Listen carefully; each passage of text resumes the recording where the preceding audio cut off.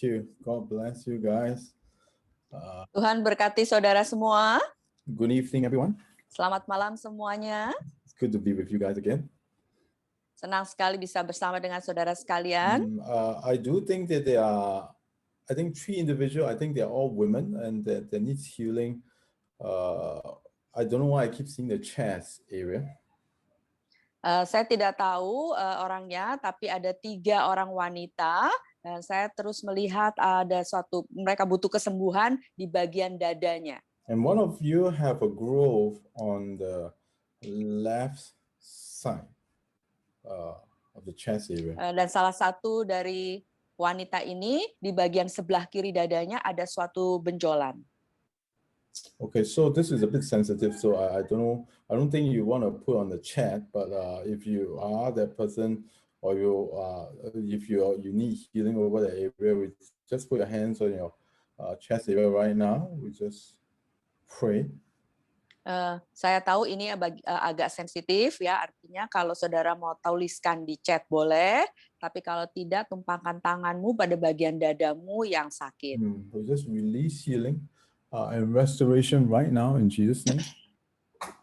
Kami melepaskan kesembuhan dan pemulihan sekarang di dalam nama Yesus. Thank you, Lord. In Jesus. Terima kasih Tuhan. Let restoration come in the name of Jesus. Biar pemulihan datang di dalam nama Yesus. In the name of Jesus. Dalam nama Yesus. We just command tumor to dissolve right now in the name of Jesus. Kami perintahkan benjolan ini untuk lenyap, mengecil di dalam nama Yesus. Now this one, I want people to kind of comment if they have this situation, to put on the chat if they have this situation, that your spine is crooked. Your spine is crooked, or your one leg is shorter than the other. I want you to put on the chat if you need healing in that area. Yang bagian ini saya mau yang disebut bahwa tuliskan di dalam chat ya, tulang belakang saudara itu ada yang bengkok atau tidak rata ya, tidak lurus, dan kakimu sebelah kiri dan sebelah kanan tidak sama panjangnya. Coba dicek ya, dan boleh tolong tulis di chat kalau itu saudara. Silakan. So can you comment on the chat right now if you need that? Just comment on your chat. Right now. Kalau saudara membutuhkan kesembuhan dalam hal itu, tolong tulis di chat. Or you can raise your hands and we're going to pray. Yeah, it's a spine problems.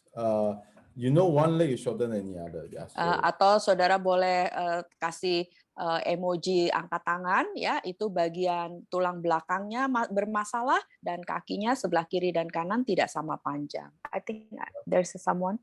2, okay, very good. Anyone else? Now we're going to pray. Ada 2 orang, ya. Kita akan berdoa. Masih ada lagi? Karina, okay. So now two more, so there are 4. So now all 4 of you, everyone who have that problem, you know which leg is shorter, right? Ada 4 orang, baru 2, dan saudara yang punya masalah ini kan tahu kaki yang mana yang lebih pendek dari yang satunya ya. Now I want you to relax and stretch out your legs and relax so that you can see your legs. Saya mau kalian rileks, santai, ya duduknya, lalu kakinya dijulurkan ke depan dua-duanya dan lihat ya kakinya. Just look at your legs, you know which one is shorter, you know which one. Yeah? Jadi lihat duduknya agak tegak ya, lihat kakinya yang mana yang lebih pendek dari yang satunya. Just make sure that your legs are straight. Just look at your legs. Perhatikan kedua kakinya waktu dijulurkan ke depan itu lurus ya, dan perhatikan kakimu sekarang. Now I'm going to pray. Saya akan berdoa. Some of you will feel like someone is pulling your leg out. Nah, mungkin nanti dari antara kalian ada yang merasa bahwa seperti ada yang menarik kakinya. That is normal. Itu normal ya. You feel your leg like it feels like growing, so that's normal too. Jadi mungkin kalian akan merasakan kakinya seperti bertumbuh ya, itu juga normal rasa seperti itu. That's God doing His miracle. Tuhan sedang melakukan mujizatnya. I'm going to pray. Jadi relax saja, santai, dia akan berdoa. In the name of Jesus. Dalam nama Yesus. I command legs to lengthen right now in Jesus' name. Saya perintahkan kaki untuk bertumbuh di dalam nama Yesus. Lengthen those legs. Panjangkan kaki itu di dalam nama Yesus. In Jesus' name. dalam nama Yesus. Let's release healing over the spine Kami lepaskan kesembuhan atas tulang belakang right now in the name of Jesus. dalam nama Yesus sekarang. Now, some of you will feel like electricity, like at the foot of your leg, and that's normal.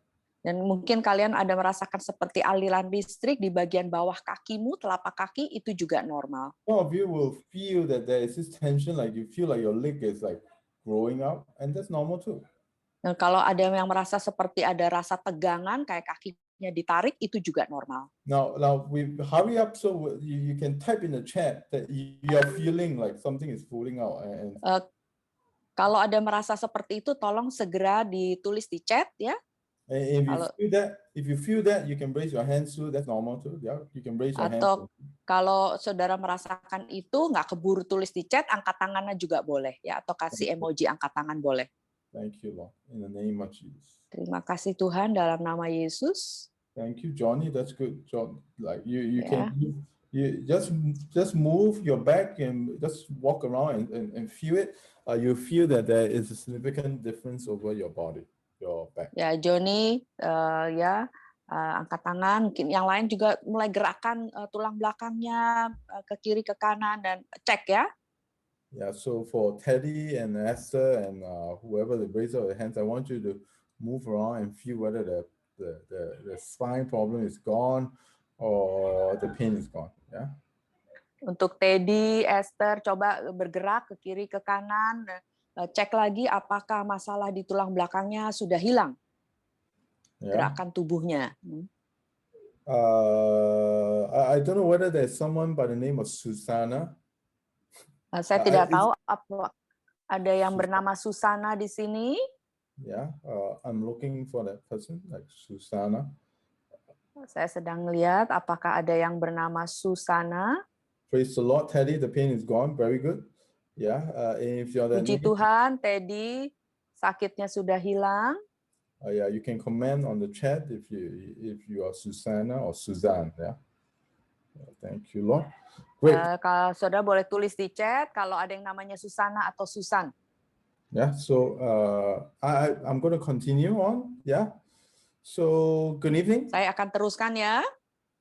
Selamat malam. Now,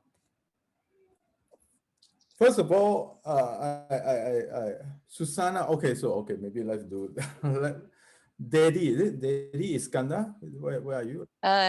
Yeah, his wife. His wife's name Susana. He said. No, I don't know whether Susana need any healing in the stomach. Saya tidak tahu apakah Ibu Susana ini membutuhkan kesembuhan di bagian perutnya.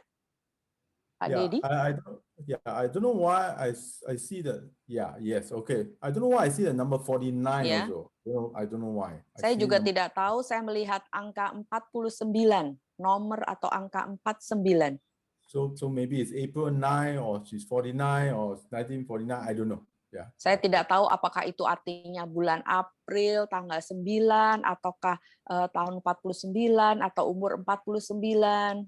So we're going to release healing over Susana right now in Jesus' name, over stomach, over womb area in the name of Jesus. Kami akan melepaskan kesembuhan sekarang dalam nama Yesus untuk Ibu Susana, untuk bagian perutnya dan bagian kandungannya di dalam nama Yesus. Let presence flow right now and heal every stomach problem in Jesus' name. Biarkan hadirat-Mu Tuhan turun dan menyembuhkan bagian perutnya di dalam nama Yesus. We speak healing right now in the name of Jesus. Kami ucapkan kesembuhan sekarang di dalam nama Yesus. Amen. Amen. Great. Let's praise the Lord. Very good. Now, first of all, a lot of people kind of ask me, okay, it looks like the end times, when is Jesus going to come back, right? Banyak sekali orang yang tanya sama saya, ini sepertinya udah akhir zaman nih, kapan Yesus akan kembali? So I can answer the question tonight. Saya akan jawab pertanyaan itu malam hari ini. Yeah, first of all, need to understand. Pertama-tama kalian harus mengerti. In the Jewish custom and tradition, that the Messiah need to fulfill all 7 feasts. There are 7 feasts, major feasts in Israel, and the Messiah need to fulfill all 7 feasts in sequence.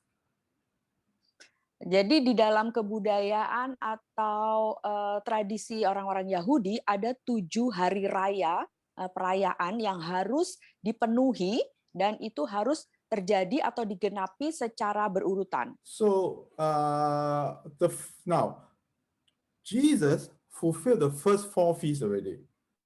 Yesus sudah menggenapi 4 perayaan tersebut. The first feast, the first 4 feasts is spring feast. 4 yang pertama, yang satunya adalah hari raya musim semi. First one is Passover. He's a Passover lamb. Yang pertama adalah hari raya Paskah, yaitu dia adalah anak domba Paskah. Second is unleavened bread. His body is broken for us. Yang kedua adalah hari raya roti tidak beragi, di mana tubuhnya itu dipecah-pecahkan untuk kita. The third feast is first fruits. Yang ketiga adalah hari raya musim panen yang pertama. 1 Corinthians chapter 15 verse 20-23 it says he's the first fruit, firstborn, first fruit among the church. 1 Corinthians 15 verse 20 and 23. Ayat 1 Korintus 15 ayat 20 sampai 23. Yeah. The fourth feast is the feast of Pentecost, which we just finished, the feast of Pentecost. Yang keempat adalah hari raya Pentakosta yang baru saja kita selesai merayakannya. That a lot of us we went through last month, and somehow I'm sure some pastors will have preached the feast of Pentecost. Bulan lalu kita merayakan ini, saya percaya beberapa pendeta itu mengkhotbahkan tentang hari raya Pentakosta.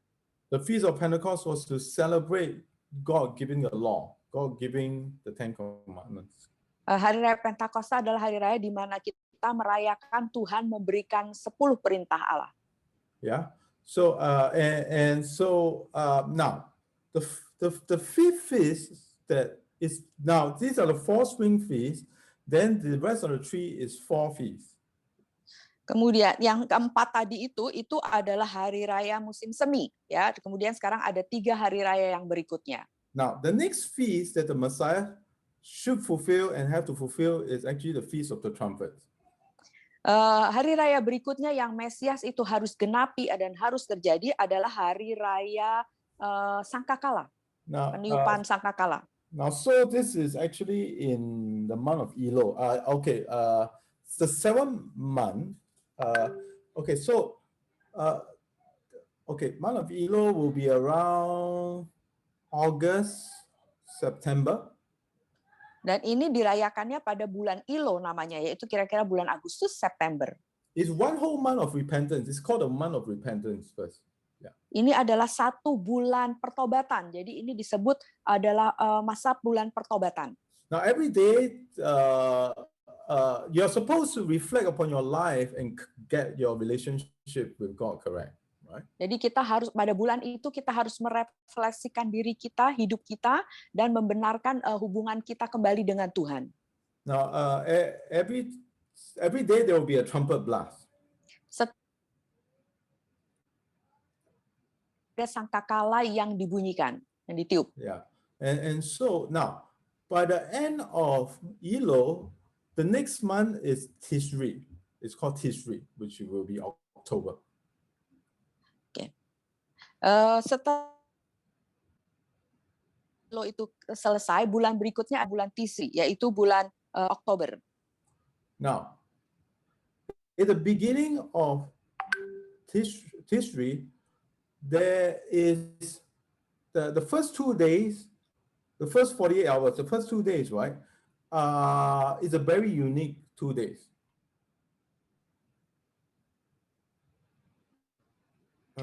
Dua hari, I think 48 jam pertama adalah hari yang unik. Yeah, I think Luisa, your connection is. Did everybody hear her translation? You do? Okay. So maybe it's my translation. Okay. So now there will be the first 2 days, right? It's one long day. There will be no trumpet blast, right? For the first 48 hours, right? it's called one long day. Oke. Jadi 2 hari yang pertama atau 48 jam yang pertama itu adalah disebut 1 hari yang panjang, ya, di mana hari itu tidak ada sangkakala yang dibunyikan. And there will be no trumpet blast for the first 48 hours. Jadi tidak ada sangkakala yang dibunyikan untuk 48 jam yang pertama. And the interesting thing is that actually now how we understand when the day is going to end. Nah, sekarang kita harus mengerti kapan harinya ini akan berakhir. Now, Paul said this very interesting thing in Thessalonians. Di kitab Tesalonika, Paulus mengatakan sesuatu yang sangat menarik. Paul says the coming of our Lord is like a thief in the night. Nobody knows the day and the hour, right? Paulus mengatakan bahwa kedatangan hari Tuhan itu adalah seperti pencuri yang tidak ada orang yang tahu harinya dan waktunya. But interestingly, Paul says it is blinded to the unbelievers, but to those who believe, to those who are in light, you should know. Paulus juga mengatakan bahwa itu memang dibutakan bagi mereka yang belum percaya, tapi bagi mereka yang di dalam terang, mereka seharusnya tahu. So what Paul is saying is to the Hebrew church, right? To the Jewish church, they should know, but it is blinded by those who don't believe. But for you who believe, you should know. Jadi Paulus mengatakan pada gereja yang berada saat itu bahwa ini memang dibutakan bagi mereka yang tidak percaya, tapi bagimu seharusnya engkau mengetahuinya. So then the main question is, what do they know? Jadi pertanyaan yang utama adalah apa yang mereka ketahui? Because this is in 1 Thessalonians chapter 4 verse 13 to 18. 1 Tesalonika 14 ayat 14 sampai 16. That it says that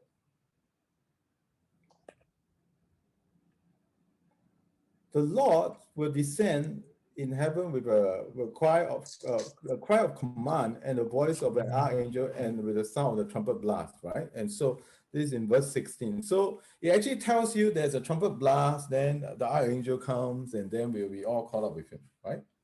Dalam ayat yang ke-16 dikatakan nanti itu ada penghulu malaikat berseru, ada sangkakala berbunyi, lalu Tuhan akan datang dan turun. Ya. And Jesus said this also in Matthew 24. Yesus juga berkata yang sama dalam Matius 24. Right, there will be a loud trumpet blast, then all of us will be called. There will be a loud trumpet blast. It's all akan ada trumpet blast. Banyak sekali tiupan sangkakala, nanti baru dia datang. Now, so the interesting thing is the first 2 days there will be no trumpet blast for history, no trumpet blast, right? Yang menarik adalah 2 hari yang pertama itu tidak ada tiupan sangkakala. But how do we know when the day has ended? Bagaimana kita bisa tahu harinya itu sudah berakhir, sudah selesai yang 48 jam itu? There's actually 2 priests that's looking at the moon, whether it is really the full moon, the lunar moon is a full moon, and once they both agree, they would shout and blow one loud trumpet blast. Jadi ada 2 imam yang melihat kepada bulan dan mereka melihat apakah ini bulannya sudah bulan yang penuh, bulan purnama, lunar, ya. Dan kalau mereka berdua sudah sehati setuju ini sudah bulannya penuh, ya, bulan purnama, mereka akan meniupkan sangkakala dengan sangat keras.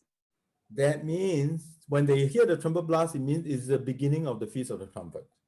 Jadi ketika mereka mendengarkan bunyi sangkakala itu, mereka tahu oh itu sudah mulai hari perayaan sangkakala. Do you know that what the Jews call the 48-hour day? Bagi orang Yahudi, apakah kalian tahu orang Yahudi mengatakan apa terhadap 48 jam yang pertama itu dari 2 hari itu? Ya, mereka menyebutnya apa? They call the day, nobody knows the day and the hour. Mereka menyebut 48 jam itu adalah hari di mana tidak ada orang yang tahu kapan hari dan waktunya. Itu mereka sebut itu. So when Jesus say this the Jews totally understand that Jesus is coming back in the Feast of Trumpets. Because what Jadi describing about the trumpets is actually what they do way before Jesus is talking about. It's all in the Hebrew traditions. Jadi waktu Yesus mengatakan bahwa kedatangannya itu tidak ada orang yang tahu hari dan waktunya, mereka tuh semua langsung mengerti apa maksudnya. Karena itu sudah merupakan kebiasaan dan tradisi orang Yahudi untuk merayakan hari raya Sangkakala. So that means right now from Jesus, from the baptism of the Holy Spirit in Acts chapter 2 until now, right? We are still flowing in the day of Pentecost. Jadi artinya dari sejak kisah para rasul yang kedua, hari Pentakosta itu sampai sekarang kita masih terus ini sekarang berada di dalam hari yang disebut Pentakosta. So for the last 2,000 years, we are still in the age of the Feast of the Pentecost, which is in the power of the Holy Spirit, the restoration of the kingdom. Jadi selama 2000 tahun ini kita masih terus berada di masa Pentakosta, di masa pemulihan dari kerajaan Allah, di masa di mana Roh Kudus itu turun. And the interesting thing is there is a very, like, if you want to understand what God is, sometimes when you don't understand what God is doing in the physical or in the spirit, you can actually look at the physical and figure out what God is doing. Kalau kita tidak bisa mengerti apa yang sebenarnya Tuhan sedang lakukan di dalam alam roh, maka kita bisa melihat di dalam alam naturalnya atau fisikalnya. That in Hebrews it says that it is the unseen that make the seen. Right? Di dalam kitab Ibrani dikatakan bahwa yang tidak terlihatlah itu yang akan membuat apa yang terlihat. So it is just Hebrews chapter 11 verse 3 says it is the invisible that make the visible. Dalam Ibrani 11 ayat yang ketiga dikatakan apa yang tidak terlihat itu yang akan membuat apa yang terlihat. And so when we don't understand what God is doing in the invisible, Jadi kalau carry on. Kalau kita tidak bisa mengerti apa yang Tuhan lakukan di dalam alam yang tidak kita lihat, we can roughly understand what he's doing when we observe the physical. Kita akan bisa kira-kira mengerti apa yang sedang dia lakukan kalau kita memperhatikan apa yang terjadi di dalam alam jasmani atau alam natural ini. It is always something in the spirit that it happens in the spirit, although we can't see, but it manifests out in the physical. Selalu ada sesuatu yang terjadi di dalam alam roh, tapi nanti akan dimanifestasikan di dalam alam yang natural atau alam yang kita lihat ini. And we need to understand that the church wasn't actually the church, the organized church actually comes during Constantine's time. Sesungguhnya gereja ini secara keseluruhannya mulai muncul waktu zaman Konstantin. Before that, it was a movement that is going from house to house, people gathering in small places, people gathering, it's just breaking bread together, worshiping together in small little places. It wasn't a concentrated gathering of huge events. Sebelum itu, ya mereka itu sebelum zaman Konstantin, sebelum ada gereja, mereka semua berkumpulnya dari rumah ke rumah, dari satu tempat pertemuan yang kecil ke satu tempat pertemuan yang kecil, mereka melakukan perjamuan kudus sebelum mereka berkumpul nanti pada menjadi satu kumpulan yang besar. For the first few hundred years, you have no choice. You have to gather in the house because there is persecution everywhere. You might die just saying Jesus is Lord. Selama beberapa ratus tahun mereka memang harus berkumpul dalam tempat yang kecil dari rumah ke rumah karena ada satu penganiayaan zaman itu, dan bagi mereka kalau mereka menyebutkan Yesus itu Tuhan, mereka akan mati. Caesar was just killing Christians. They were persecuting Christians. Even by you saying Jesus is Lord, right? You are a national enemy. You can get killed or you can be thrown in jail for life. Caesar itu akan bisa membunuh orang kalau mereka menyebutkan bahwa Yesus itu Tuhan. Mereka bisa gampang sekali untuk dibunuh. They have no choice until Constantine came, and the good thing is he stopped all the persecution. Semuanya itu nggak ada pilihan sampai pada waktu Konstantin itu datang dan dia menyetop semua penganiayaan. But the bad thing is he also forced people to convert. Tetapi yang buruk adalah dia juga memaksa orang untuk berpindah kepercayaan. He will go to heathen priests, right? And says, if you don't convert, we'll kill you. So of course, the heathen priests, they worship other gods. No choice, they convert. But they convert, Constantine put some of them to become priests in the church. Seperti umpamanya ada imam-imam dari penyembah-penyembah berhala. Dikatakan kalau kamu tidak bertobat dan berubah kepercayaan pada Yesus, kamu akan dibunuh. Jadi mereka nggak ada punya pilihan. Mereka jadi percaya kepada Tuhan. Tapi akhirnya mereka juga menjadi imam di tempat-tempat ibadah. And in the end, Constantine is the only person that is allowed to choose who actually should be a leader in the church. Pada akhirnya Konstantin itulah yang memutuskan siapakah yang boleh menjadi pemimpin di dalam gereja. So suddenly it becomes huge cathedral, big halls, big cathedrals. It is about everybody gathering to listen to an elected leader. It's no longer a body movement of groups of believers everywhere reaching out, bringing signs and wonders everywhere. It is about one person on a stage doing all the signs and wonders and talking. Jadi kemudian akhirnya ya dibangunlah katedral-katedral yang besar-besar dan orang itu semua berkumpulnya di katedral-katedral itu untuk mendengarkan satu pemimpin yang berbicara. Tidak lagi mereka berkumpul di tempat-tempat yang kecil atau di rumah-rumah di mana mereka pergi melakukan misinya. Sekarang semua hanya mendengarkan kepada satu orang. So therefore it becomes a gathering of people who are powerless listening to powerful people. Jadi akhirnya menjadi satu perkumpulan di mana orang-orang yang tidak punya kuasa mendengarkan hanya kepada satu orang saja yang punya kuasa. It becomes spectator rather than participant.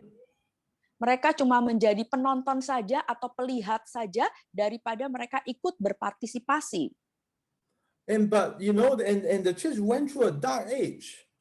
Dan gereja mengalami zaman atau masa yang kegelapan waktu itu. And you need to understand, whatever happened in the spirit, it will start to manifest in the physical. Kita harus mengerti apa saja yang terjadi di dalam roh itu nanti juga akan termanifestasikan di dalam alam yang kelihatan. And we understood Martin Luther when he kind of understand the truth, the just shall live by faith, and that alone, suddenly through that verse is in Romans, it set people free to understand freedom in Christ. Martin Luther kemudian mengetahui hal ini dan mulai dengan satu ayat yang Roma yang mengatakan bahwa orang benar hidup oleh iman, dan itu dia mulai memberikan pembaharuan dari situ. But the church was lost because before Martin Luther they were like, they worship many things, including relics, including Peter's finger, including there's so many things that they worship. Dan jadi gereja pada zaman itu tuh seperti terhilang. Mereka menyembah apa saja. Mereka menyembah religi atau benda-benda tertentu gitu ya pada masa-masa itu. Now the interesting thing is this: before in Martin Luther, when he understand freedom, the just shall live by faith, it also somehow manifests in the physical. When people find freedom, people always find creativity.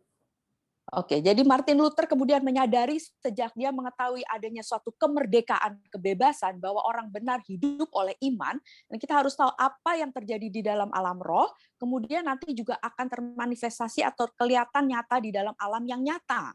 So if I don't understand the spiritual, I look at the physical. Shakespeare, 1500s, the microscope, 1500s, Renaissance, art, creativity, 1500, Mona Lisa, 1500s. We talk about a restoration of music. There's a lot of restoration. It's all got to do with creativity. Sorry. Jadi pada masa itu ya ketika ada kemerdekaan atau kebebasan di dalam roh, maka di alam nyatanya itu akan banyak timbul kreativitas dan antara lain sejak itu ya pada sekitar tahun 1500-an itu mulai banyak ada seperti Renaissance yang terjadi, lukisan-lukisan, kemudian Mona Lisa, ada banyak sekali pembaharuan kreatif secara seni, Shakespeare dan lain-lainnya itu semua terjadi pada tahun 1500-an. ketika alam roh itu mendapat kemerdekaan, kemudian di dalam alam yang nyata, yang kelihatan, juga ada kreativitas yang timbul. Why? Because it is invisible. Hebrews 11:3. It is invisible that make the visible. Kenapa begitu? Karena yang tidak terlihat kemudian dinyatakan di dalam yang terlihat. Ibrani 11 ayat 3. Do you know that before the Renaissance or before Martin Luther, there was also a plague and a virus? Apakah saudara tahu sebelum zaman Martin Luther, sebelum Renaissance itu, ya pembaharuan itu juga ada suatu pandemi. It's a pandemic. It was a Black Death that killed 70 million to 200 million on an estimate. Itu ya waktu itu ada disebut yang pandemik hitam. Ya, di mana itu diperkirakan antara sekitar 17 juta lebih sampai 20 juta orang yang meninggal.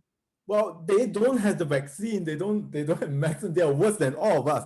The only thing they know how to do, because they don't know how to, it's called Black Death, right? And they don't know what to do. And interestingly, it was from China too. Pada zaman itu belum ada vaksin. Mereka tidak tahu apa yang mereka harus lakukan. Ya, itu sebabnya disebut kematian yang hitam. Dan yang menarik sekali, virusnya itu juga datang dari Cina waktu itu. And from China, it started in China. They traveled through the Silk Road to all the way to Europe, and that's where all the virus break out and millions of people die. Jadi yang menarik adalah virus itu dari Cina kemudian menyebar lewat jalan sutra sampai ke Eropa, dan banyak sekali orang yang mati. So they didn't know what to do, so they stopped the trade road. Nobody can buy, sell, trade. Everything was in lockdown. They lock up their house. They wait for the virus to die. Dan waktu itu mereka semua tidak tahu apa yang harus mereka lakukan, sehingga mereka menyetop jalan perdagangan, ya, di stop. Semua orang tinggal di rumahnya masing-masing, dan mereka cuma menunggu sampai pandemik itu berhenti sendiri. So there was no technology, no information, nobody go on the trade route, nobody traveled to the Silk Road. The whole world was in lockdown. Oh, zaman itu tidak ada teknologi, mereka tidak tahu apa-apa. Pokoknya mereka menutup seluruh jalan perdagangan dan jalan sutra itu, semua orang itu lockdown, tinggal di rumahnya masing-masing. But when Martin Luther came into the scene, it was the same time that the printing press came into the scene. Finally, men can print books by the hundreds and thousands. Ketika Martin Luther muncul, kemudian pada saat yang sama itu kemudian mesin percetakan itu mulai ada, ya, diciptakan, sehingga banyak sekali berita-berita itu mulai dicetak, disebarkan, yang tadinya mereka nggak tahu, sekarang mereka menjadi tahu. So the printing machine is like your Zoom, like your YouTube. You can Google how to prophesy on YouTube, and you can find hundreds of videos. Some very strange, some okay, but suddenly it was an information age. Ya, jadi sejak ditemukannya mesin cetak itu kayak kita sekarang ini adanya Zoom, YouTube, Google, ya. Kalau kita mau tahu tentang bagaimana bernubuat, kita bisa belajar banyak sekali dan bisa mengetahui pengetahuan itu. Itu zaman itu mereka adalah mesin cetak, ya. Now, Martin Luther was the restoration of the Son because Jesus is the Word. Jadi Martin Luther itu adalah pemulihan atau restorasi dari anak, karena Yesus itu adalah firman. 300 years later, 300 tahun kemudian, there was a restoration of the Spirit. Ada pemulihan roh. And the beginning of it is not Azusa Street. The beginning of it was the 1801. Jadi permulaannya itu bukan Jalan Azusa, ya, yang terjadi di Azusa, tetapi itu dimulai tahun 1801. Suddenly the Holy Spirit came on Presbyterian, Baptist, and Methodist. Tiba-tiba Roh Kudus itu turun ke atas orang-orang Protestan, Baptis. And this was in a communion meeting in a place called Cambridge in US. Dan ini adalah cuma di dalam satu pertemuan biasa saja yang terjadi di Cambridge di Amerika. When the Holy Spirit came and suddenly like thousands, 25,000, 30,000 people gather. Ketika Roh Kudus turun itu beribu-ribu orang kumpul, 25.000 sampai 30.000 orang. They don't know what is happening. Mereka tidak tahu apa yang sedang terjadi. Holy Spirit comes, they go down. Roh Kudus datang dan mereka rebah. People jump, people laugh, Orang-orang melompat-lompat, orang-orang tertawa, people roll on the floor, orang-orang bergulung-gulung di lantai, people dance, ada yang menari-nari, people shout, people do Orang- somersaults.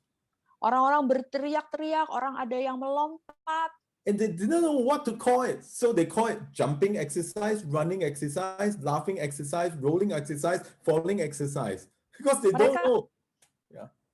Mereka waktu itu nggak tahu ini apa yang terjadi. Jadi mereka menyebutnya ini seperti olahraga melompat, olahraga lari, olahraga tertawa, latihan tertawa. Pokoknya mereka menyebutnya seperti suatu olahraga.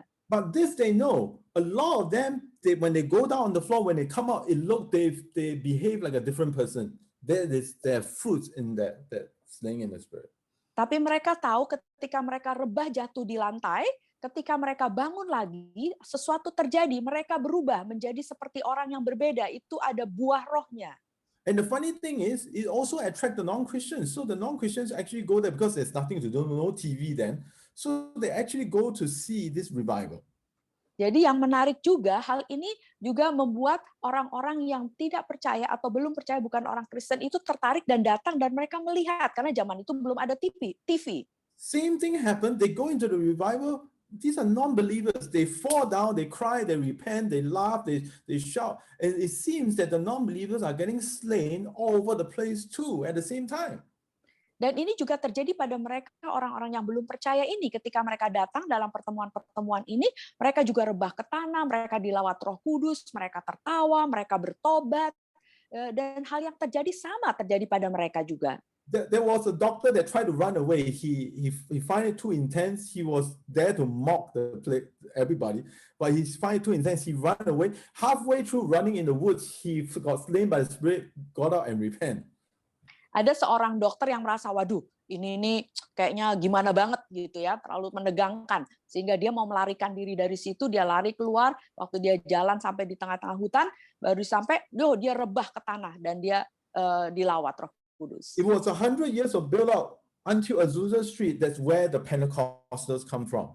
Itu kira-kira berjarak 100 tahun sampai kemudian terjadi kebangunan rohani di Jalan Azusa. But the first people that got slain in the Spirit, when we see power from the Spirit, is the Methodists, the Baptists, and the Presbyterians. Tapi orang yang pertama-tama mengalami suatu lawatan Roh Kudus yang luar biasa ini, itu adalah orang-orang Protestan, Baptis, dan Metodis. Now, if I don't understand what is happening in the Spirit, I can look at the physical.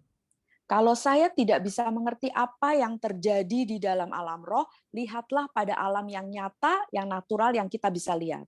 At the same time that the restoration of the Spirit is happening, in the physical, the industrial revolution start to happen.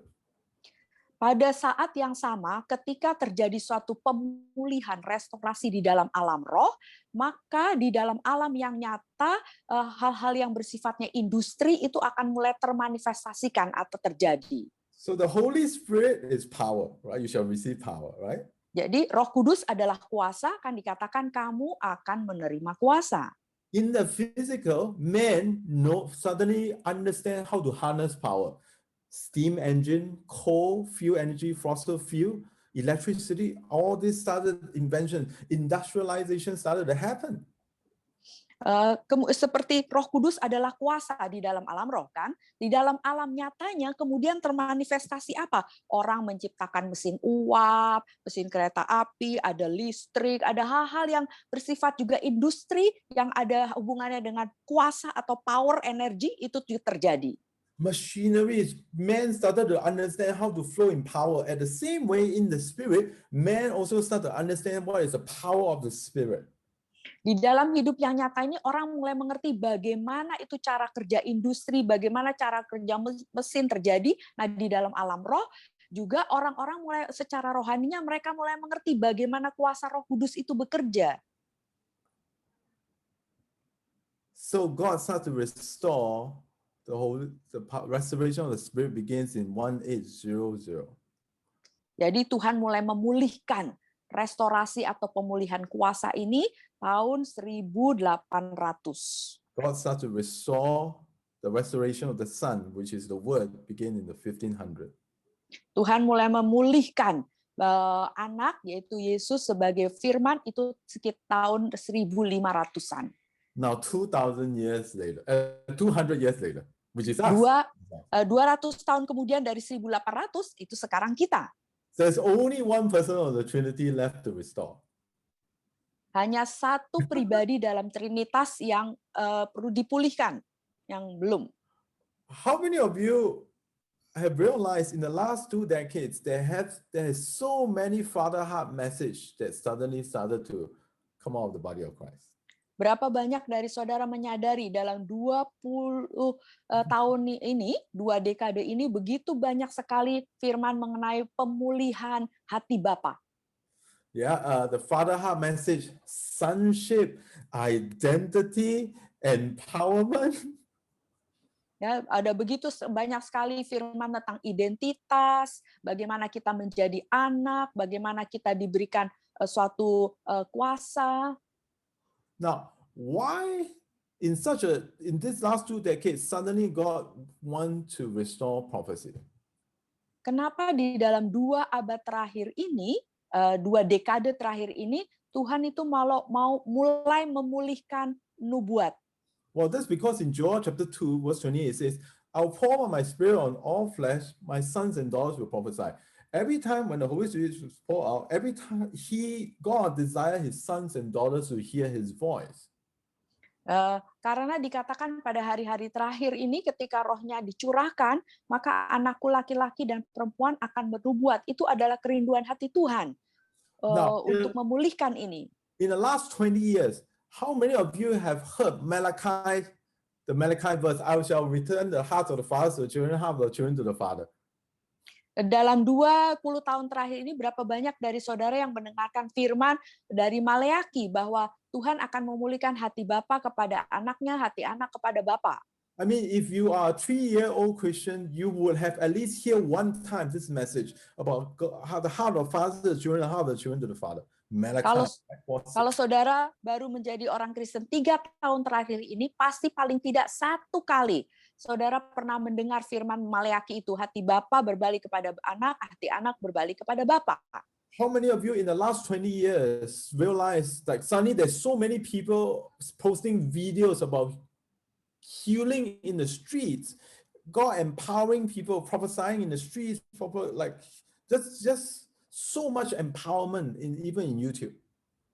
Berapa banyak dari saudara dalam 20 tahun terakhir ini melihat mungkin di YouTube gitu ya, bagaimana begitu banyak sekali kesembuhan yang terjadi di jalanan, bagaimana orang-orang dipulihkan gitu ya, banyak sekali. First of all, you need to understand that every father loves to empower his children. Pertama-tama kita harus mengerti bahwa setiap bapak itu selalu mempunyai keinginan untuk memberikan kuasanya atau kemampuannya kepada anak-anak. What does it mean to be a son or daughter? Apa artinya menjadi anak laki-laki dan anak perempuan? The Bible says we are adopted into sonship, right? To Jesus. Right? Alkitab mengatakan bahwa kita ini diadopsi menjadi anak ya, melalui Yesus Kristus. One of the biggest mistake is we use the word adoption because the word adoption is in the Hebrew is different from how we see adoption in the Western culture. Banyak sekali orang yang salah mengerti dengan arti kata adopsi atau mengangkat anak karena artinya di dalam bahasa yang kita mengerti dan bahasa Ibrani itu berbeda. Now you need to understand, in every Hebrew child there is 3 different ceremonies that is very important to them. Dalam setiap anak-anak orang Yahudi ada 3 upacara yang sangat penting bagi mereka. First ceremony is circumcision. Upacara yang pertama adalah penyunatan. A boy is 8 days old. That's why Luke, the book of Luke, right, record all 3 ceremonies in Jesus' life. Dalam kitab Lukas itu semuanya ditulis ya, 3 upacara yang harus dilakukan oleh Yesus Kristus, yaitu kalau penyunatan itu anak laki-laki umur 8 hari. Luke chapter 2, verse 21, Luke says that that Mary and Joseph brought Jesus to the temple on the 8th day to be circumcised. Dalam Lukas 2 ayat 21 dikatakan Yusuf dan Maria membawa Yesus ke bait Allah untuk upacara penyunatan. First ceremony, circumcision. Second ceremony is when you are 12-year-old, is the first time you visit the temple. Yang kedua, upacara itu adalah kalau engkau berumur 12 tahun, itu pertama kalinya datang ke bait Allah. This is, or in Hebrew they call it bar mitzvah. So this is actually when the father began to teach his children wisdom and about his family business, his father's business, or family business or trade. Jadi ini adalah saatnya di mana kalau dalam tradisi Yahudi peristiwa itu disebut bar mitzvah ya. Ini adalah saatnya di mana bapak mengajarkan kepada anaknya hikmat dan soal keluarga dan soal urusan bisnis atau usaha keluarga. Luke chapter 2 verse 42.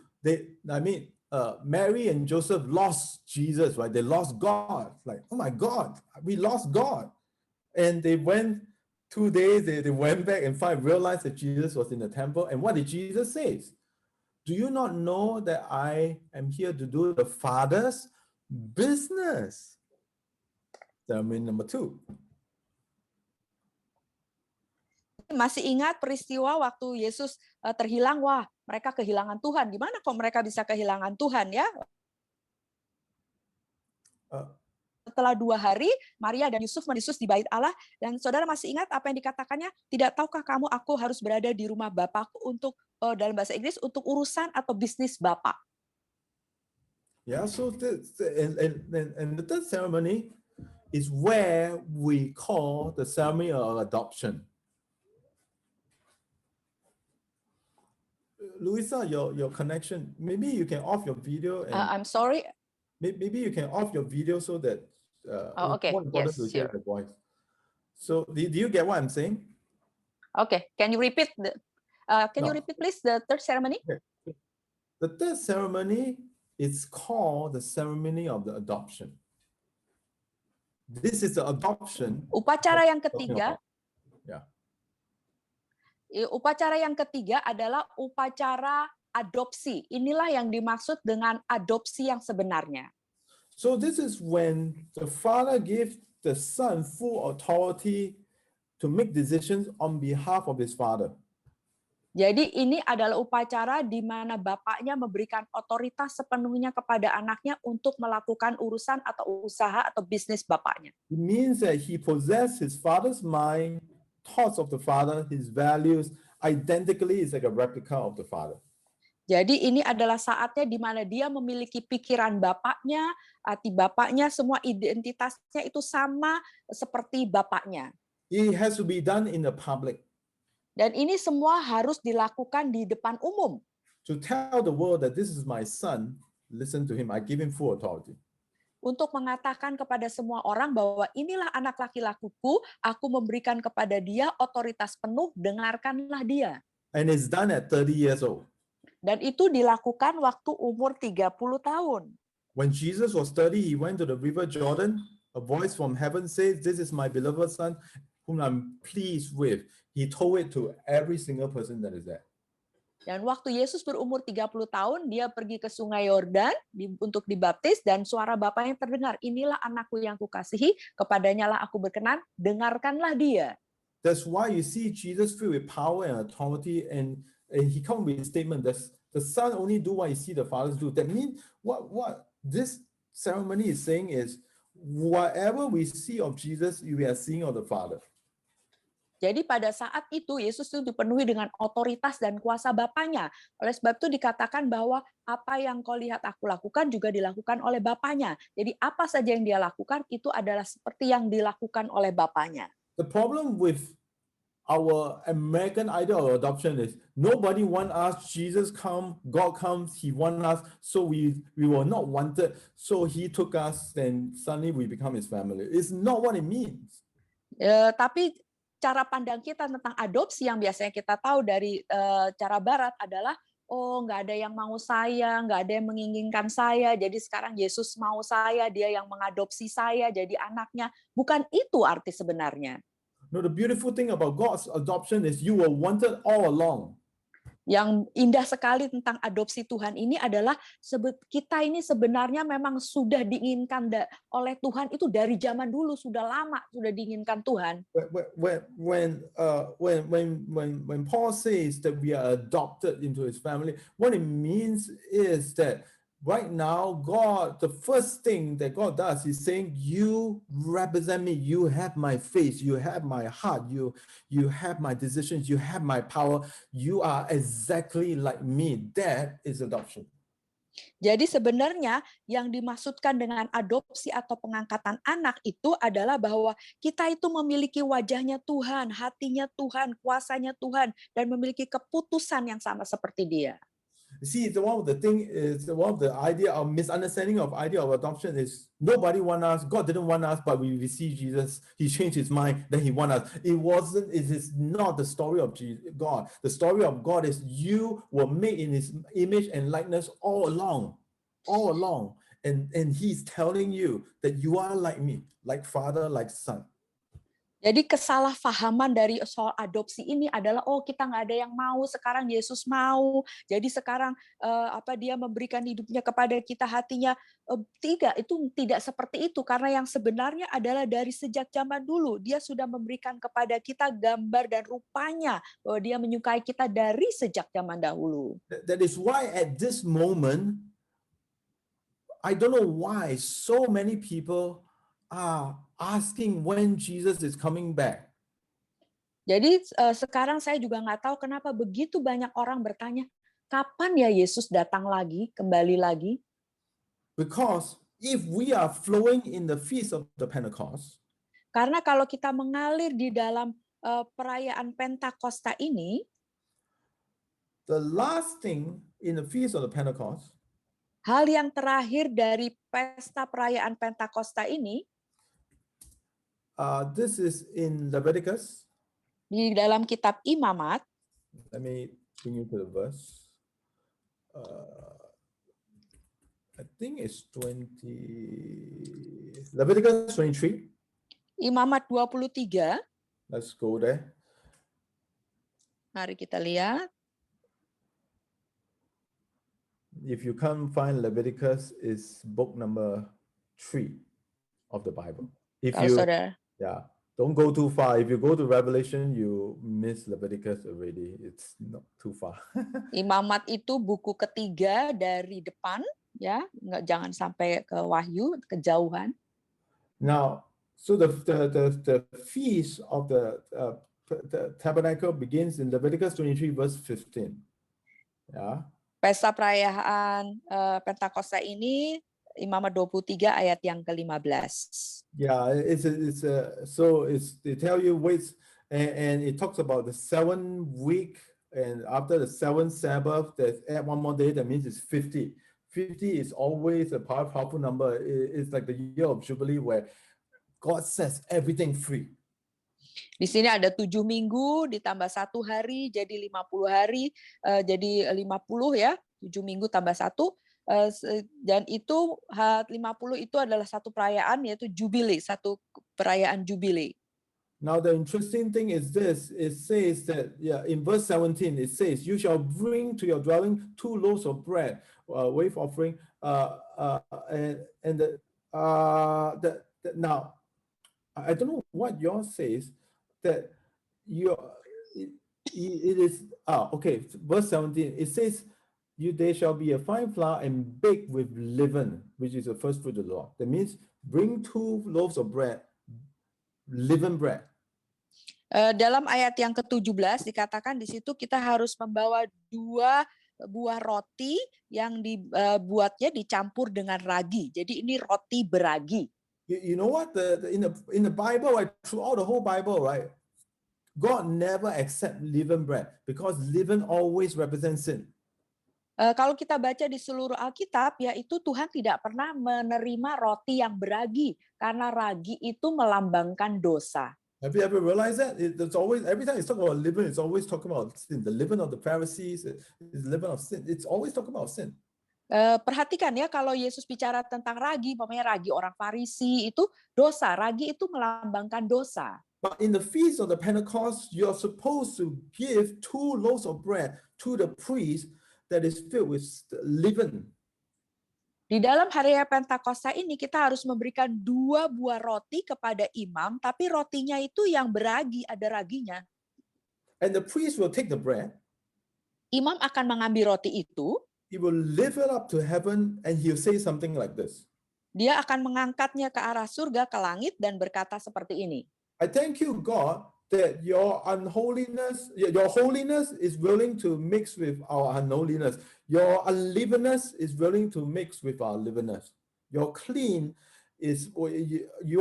and you are willing to come to the unclean.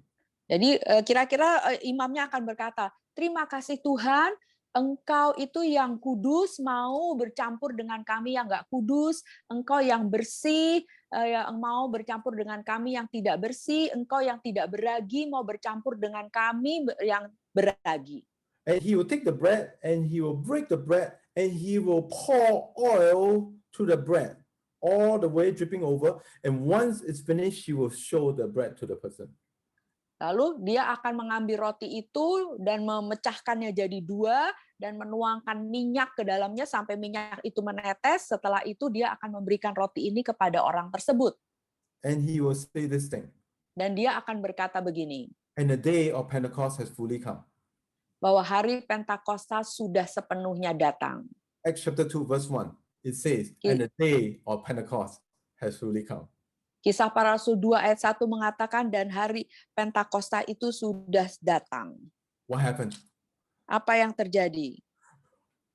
Oil pour on broken bread. Apa yang terjadi? Minyak itu dicurahkan kan, ditumpahkan kepada roti yang dipecah 2, yang dibelah 2.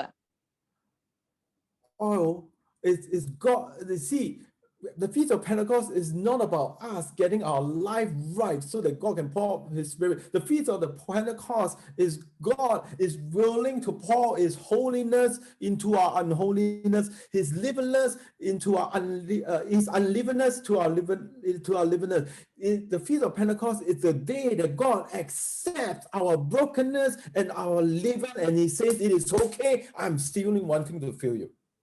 Jadi hari Pentakosta yang sebenarnya adalah hari bukan di mana kita kepada Tuhan, tapi itu Tuhan kepada kita. Dia bersedia mencurahkan, memberikan kekudusannya kepada kita yang tidak kudus. Dia yang tidak beragi bersedia bercampur atau menjadikan kita kudus dengan kita yang beragi atau berdosa. Itu adalah sebenarnya hari Pentakosta, di mana dia bersedia memberikan hidupnya untuk kita. So the Pentecost, the feeling of the Holy Spirit is never about you. It's about Him willing to accept who you are and saying, "This is my beloved son and daughter who I'm well pleased with." Jadi hari Pentakosta itu bukan tentang kita, tetapi adalah tentang Dia, di mana Dia mau menerima kita dan berkata, inilah anakku, kepadamulah aku berkenan. What is the last thing that they are supposed to do in the Feast of the Pentecost? Apa hal yang terakhir yang mereka harus lakukan pada hari Pentakosta? Leviticus 23 verse 22. When you reap your harvest of the land, moreover, you shall not reap to the corners of your field and nor gather the gleanings of your harvest. You shall leave it to the needy and to the strangers, for I am the Lord your God. Imamat 23 ayat yang ke-22. Pada waktu kamu menuai hasil tanahmu, janganlah kau sabit ladangmu habis-habis sampai ke tepinya, dan janganlah kau pungut apa yang ketinggalan dari penuaianmu. Semuanya itu harus kau tinggalkan bagi orang miskin dan bagi orang asing. Akulah Tuhan Allahmu. What is the last verse? What is the last thing they did in Acts chapter 2? Apa yang terakhir yang mereka lakukan di dalam Kisah Para Rasul 2? When they got filled by the Spirit. Ketika mereka dipenuhi oleh Roh Kudus. Acts 45. They sell all their properties and possession and beginning to share all they have with those who are in need. Mereka membagikan apa yang mereka punya, mereka menjual harta milik mereka dan membagikan kepada orang-orang yang membutuhkan. Why? Because they naturally understood that Acts chapter 2 is the fulfillment of the Pentecost, is the church. Karena mereka menyadari sepenuhnya bahwa Kisah Para Rasul 2 itu adalah penggenapan Pentakosta bagi gereja. You need to understand that what is the church? What is the church? What is Jesus saying about the church? Kita harus mengerti apa itu gereja, apa yang Yesus katakan sebenarnya tentang gereja. Jesus says, you're the salt of the earth and the light of the world. You're the salt of the earth, right? Yesus berkata, kamu adalah terang dunia, kamu adalah garam dunia. I mean, sometimes I hear sermons like, oh, salt is to disinfect, is to preserve, like fish, you preserve fish, is to preserve the generation. No, I don't think that's what it means. Ada orang yang bilang bahwa garam itu untuk mengawetkan ikan, untuk mengawetkan sesuatu, dan generasi ini juga saya rasa bukan itu maksudnya. I mean, do you have salted fish in Indonesia? Yes, we have. Kita semua punya ikan asin kan ya? Yeah, it doesn't taste nice. Rasanya nggak gitu enak ya? Like Chinese, we salt fish. I mean, honestly, if I eat for 3 days, I will vomit. I will not eat any more salted fish. So when I hear Jesus saying, like people saying, oh, God is preserving a generation, nothing that is preserved tastes nice.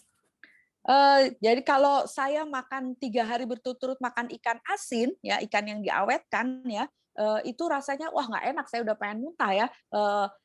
Dan kalau ada yang bilang bahwa kita ini adalah satu generasi yang diasinkan atau dipisahkan, itu wah saya rasa bukan itu arti sebenarnya. So like I cannot imagine the church is like a salted fish or salted vegetable. Like it doesn't make sense to me.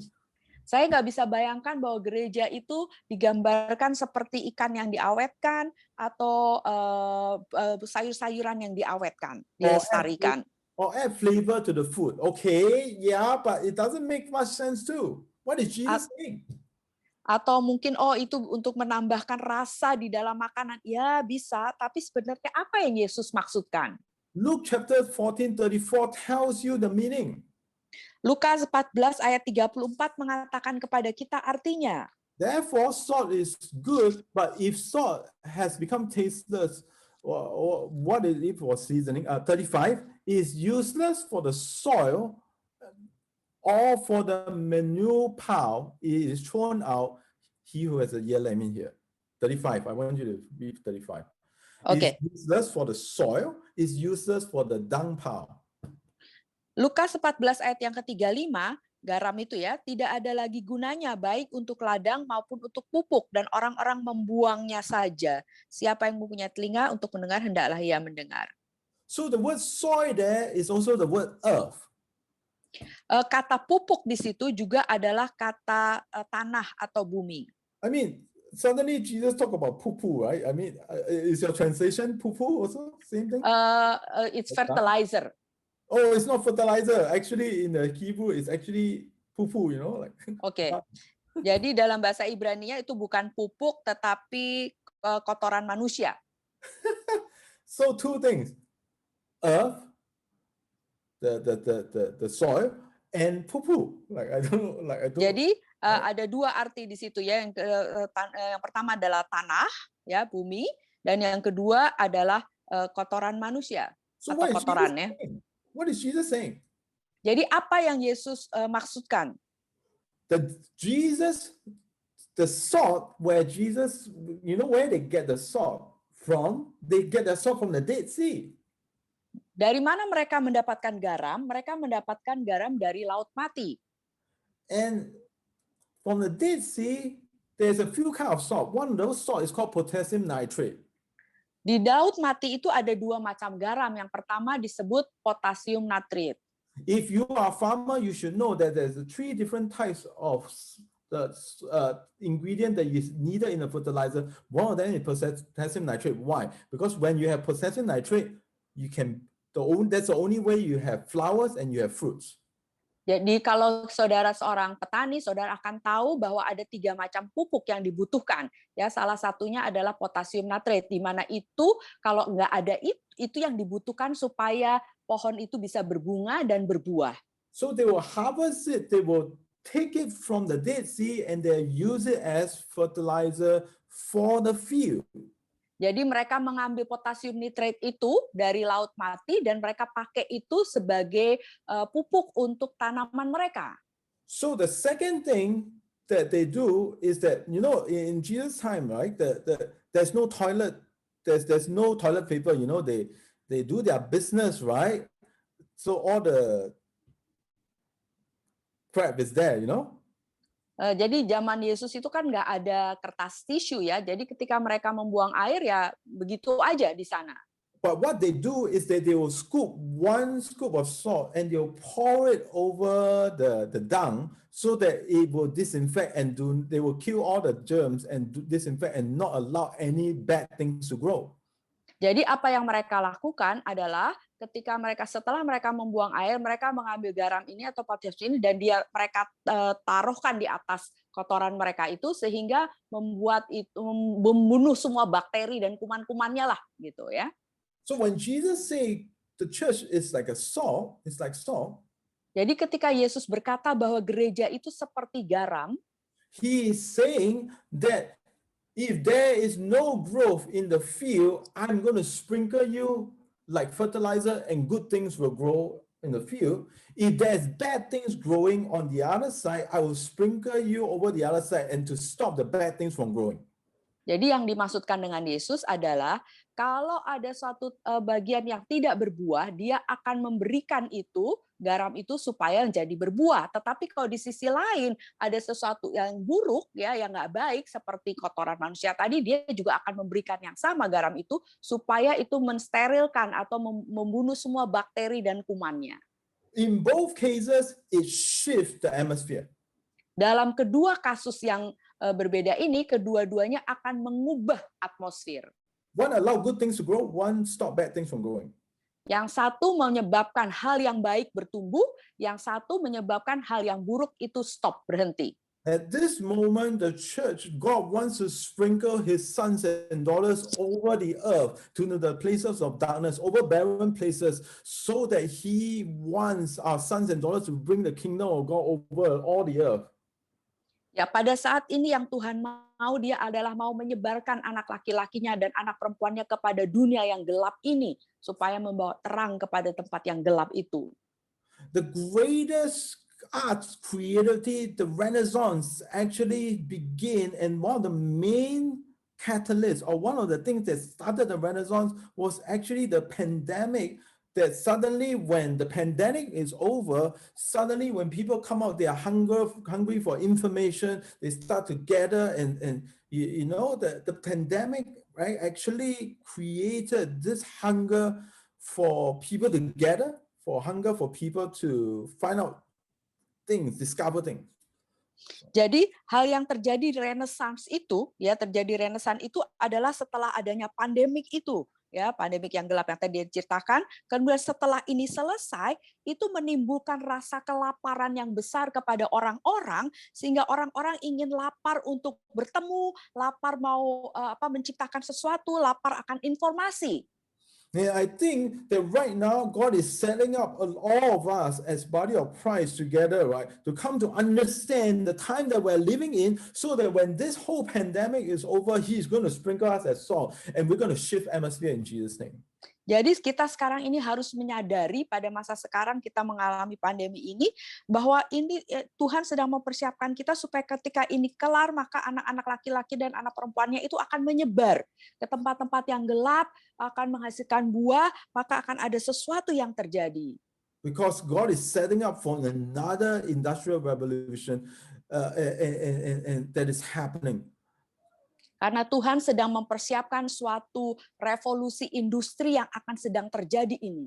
If you don't understand what the Father is doing now, kalau saudara tidak mengerti apa yang sedang Bapa lakukan sekarang, look at the physical. Lihatlah pada secara fisikalnya atau yang kita bisa lihat nyata ini. You have the last 20 years, you have young people who want to chase their dreams. Dalam 20 tahun terakhir ini banyak sekali anak-anak muda yang mau mengejar mimpinya. The millennials is, I want to follow my dream. Only the father wants to hear the dreams of the children. Generasi milenial, mereka mau mengejar mimpinya, hanya Bapa yang mau mendengar mimpi anak-anaknya. in the last 20 years or in the last 10 years, suddenly people talk about decentralizing or cryptocurrency or DeFi. Why? God wants to bring, everybody wants to have a fair share. What God is redistributing, decentralizing is something that God wants. Lalu kemudian dalam 10 tahun terakhir ini kita banyak sekali mendengar tentang cryptonize, tentang desentralisasi, semua itu mau menjadikan desentralisasi. Itu adalah keinginan Bapak juga. I don't think God wants a centralized body of Christ. Saya rasa Tuhan tidak mau mensentralisasikan tubuh Kristus. Because if God wants to sprinkle us over all the earth as powerful sons and daughters, right? That's why in this last 20 years, he's empowering all of us, because he's empowering all of us that as we are sent forth, as this decentralized, as we God distribute, right? That, you know what, the effect is going to be amazing. It's no longer a centralized movement. It's sons and daughters going out everywhere with power of God, just bring miracles. Jadi yang Tuhan mau adalah nanti Tuhan akan menyebarkan kita kemana-mana ke seluruh muka bumi ini. Jadi semuanya tersebar, terdesentralisasi kemana-mana, menyebarkan kuasanya. Which father doesn't want his children to do better than him? Bapak yang mana yang tidak mau anaknya melakukan lebih baik daripada dia? The spirit of adoption, the ceremony of adoption is an adoption where I set my son free, that he can bring my kingdom over all the earth. Jadi upacara adopsinya Tuhan itu adalah saat di mana Bapak itu memberikan kuasanya, haknya kepada anaknya untuk melakukan apa saja yang dia mau lakukan seperti Bapaknya. 136 of you, all of you are from different churches and different body of Christ. Like some of you don't know where you are, some of you don't attend churches, some of you cannot attend churches, but you are here. We are all in a decentralized place with understanding and hearing the voice of God over his bride. Isn't that exciting? Ya. Bukankah ini suatu hal yang mengembirakan sekali? Ada 136 di antara kita. Mungkin saudara punya gereja, nggak punya gereja, dari gereja yang berbeda-beda. Ini semuanya kita di tempat yang berbeda-beda. Dan kita mendengarkan satu suara Tuhan yang sama. The Holy Spirit coming to all the disciples is an act of decentralizing. It's an act that I'm going to pour out my spirit on all flesh, and all of them are going to receive power and authority. They're going to be sent forth. That is an act of decentralizing. Jadi ketika Roh Kudus turun ke atas para muridnya 120 orang itu adalah satu tindakan desentralisasi di mana mereka diberikan kuasa untuk pergi menyebarkan kuasa itu kemana-mana ke seluruh dunia. And in the last 10 years, in the secular world, authenticity, following my dreams, decentralizing, DeFi, crypto, all these are pointing to you that something is happening. Dan selama 10 tahun terakhir ini di dunia sekular itu selalu bicara tentang authenticity, keautentisan orang, terus ada desentralisasi kemana-mana, mengikuti mimpi mereka. Ini semua yang terjadi di dalam alam yang nyata sekular. So it's a very exciting time. Jadi ini adalah saat-saat yang sangat menggairahkan sekali. Let's close our eyes and let me pray. Mari kita tutup mata, saya akan berdoa. Lord, we thank you, Lord, that there are so many of people from different streams, from different denominations that is here. Tuhan, terima kasih ada begitu banyak orang dari aliran yang berbeda-beda, denominasi yang berbeda-beda yang berada di sini. And you are telling us that we are salt, and you are about to, when this whole pandemic is over, another industrial revolution is coming. Dan Engkau berkata kepada kami ini garam. Dan nanti kalau pandemi ini berakhir, maka akan ada satu revolusi industri yang terjadi. That you will sprinkle us in places of darkness, and we will disinfect the darkness. Dan Engkau akan menyebarkan kami ke tempat-tempat kegelapan dan akan mensterilkan atau akan menguduskan daerah-daerah kegelapan itu.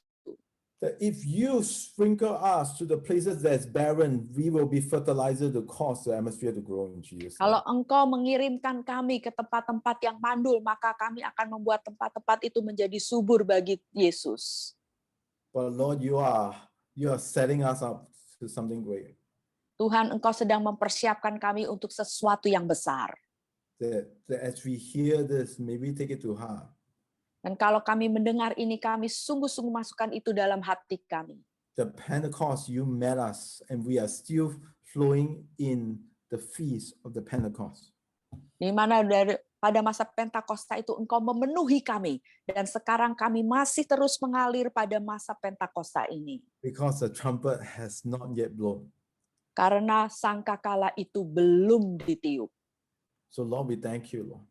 Tuhan, kami berterima kasih. In Jesus' name, and all God's people say, Dalam nama Yesus semua katakan, Amen. amin.